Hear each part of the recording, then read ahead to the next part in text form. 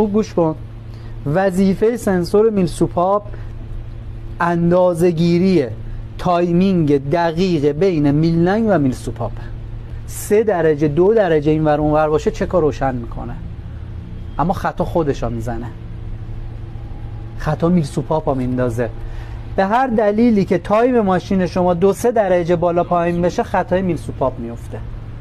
دست به میلسوپاپ نزنید. سنسور موقعیت میلسوپاپ درصد خرابی 0 مطلقه. چرا میگم 0 مطلقه؟ چون تو خطا رو پاک میکنی، خطا بر نمیگرده، طرف میره یه دور میزنه بر میگرده میاد میگه خطا افتاده. سنسور میلسوپاپ هیچ موقع اینجوری خراب نمیشه. سنسور میلسوپاپ میگه آقا مرخص، خطا قرار نیست دیگه پاک بشه. وقتی چنین خطایی داشت شما اجازه این که بیای برق سوکت میلسوپاپ رو چک کنی و خود میلسوپاپ رو چک کنی نداری، چون سالمه. چه عواملی باعث میشه تایمینگ میلنگ و میلسوپاپ به هم بریزه؟